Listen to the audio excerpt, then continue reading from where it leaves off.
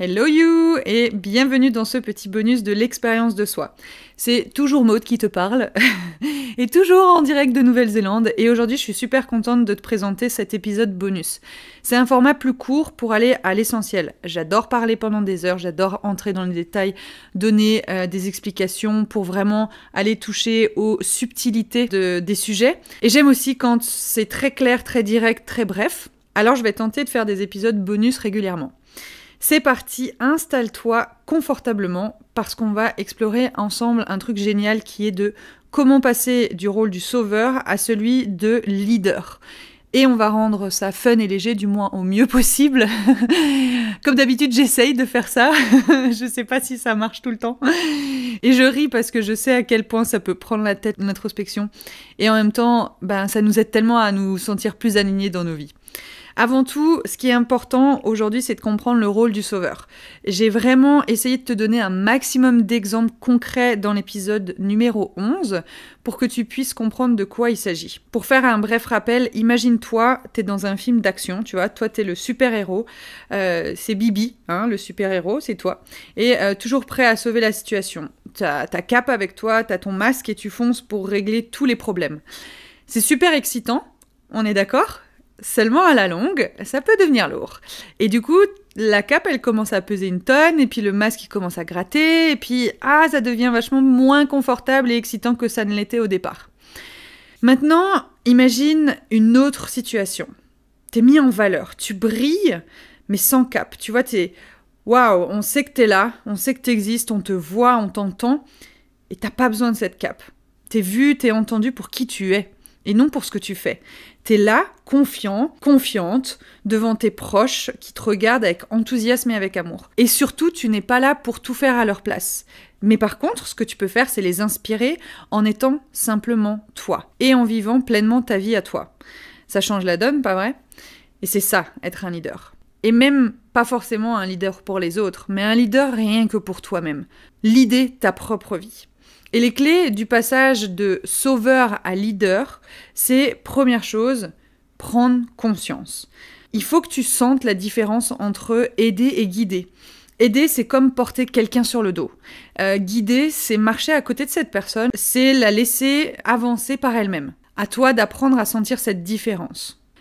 Deuxième chose, encourager l'autonomie. Écoute cette petite voix à l'intérieur qui te dit de laisser tes proches trouver leur solution. Je suis sûre que tu l'as déjà entendu, cette petite voix. Et puis après, t'en as une autre qui vient dessus qui dit « Mais non, mais tu sais, parce que regarde, il va faire... Tu peux machin et nanana... » Imagine en fait que tu peux leur offrir à tes proches simplement des encouragements et des idées, mais en les laissant prendre vraiment les décisions qui leur correspondent vraiment, sans vouloir les changer et sans les juger. Juste parce que ça leur fait du bien. Et même si c'est pas quelque chose qui te plaît à toi. Troisième chose, c'est développer la confiance. Imagine-toi là en train de féliciter tes amis ou ta famille pour leur réussite. T'as pas résolu leurs problèmes pour eux, par contre tu les as aidés à croire en leur propre capacité. Et ça dans une relation, ça vaut tout l'or du monde. Et la dernière chose dont je vais te parler aujourd'hui, c'est apprendre à déléguer. Imagine que t'as une boîte à outils et tu donnes à chacun de tes proches un outil dont il a besoin pour réussir, à travers des encouragements, à travers de l'amour, à travers un petit cadeau, à travers une idée, peu importe. Mais tu n'as plus à tout faire toi-même. Tu fais confiance à tes proches. Tu les vois grandir et prendre des initiatives. Ça fait du bien, non ? Ça fait du bien quand Bibi il est tranquille et puis il peut juste profiter de la présence des autres. Prenons l'exemple de... Giulietta, on va l'appeler Giulietta, je sais pas pourquoi, mais j'ai envie. Donc Giulietta, elle a l'habitude de toujours vouloir résoudre les problèmes de ses amis. Et un jour, elle a décidé de changer. Et du coup, Giulietta, elle a commencé à poser des questions ouvertes, à guider la réflexion de ses amis. Elle a appris à les encourager, à leur montrer qu'ils ont les capacités en eux et qu'ils n'ont pas besoin d'elle pour trouver des solutions. Elle a aussi pris le temps de célébrer les victoires de ses amis.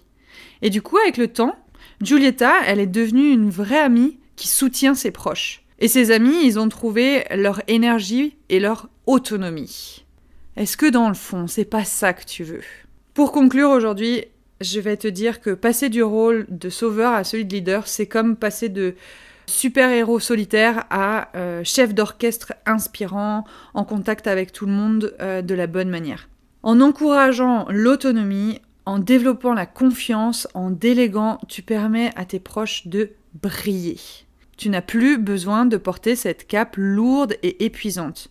Tu te tiens fièrement être toi, en guidant, en inspirant ceux qui t'entourent et surtout, en t'inspirant toi-même. Et c'est de là que ça part. Merci d'avoir écouté cet épisode bonus, j'espère qu'il t'a plu. Si tu sens que tu as besoin d'aller plus loin dans ce chemin vers la prise en main de ta propre vie, n'hésite pas à découvrir les sessions individuelles Il est temps d'oser et ou l'accompagnement en profondeur de la Namasfuck Academy. Tu trouveras toutes les informations dans la description. Je te donne rendez-vous mardi et rappelle-toi, tu es bien plus puissant que tu ne le penses. Des bisous!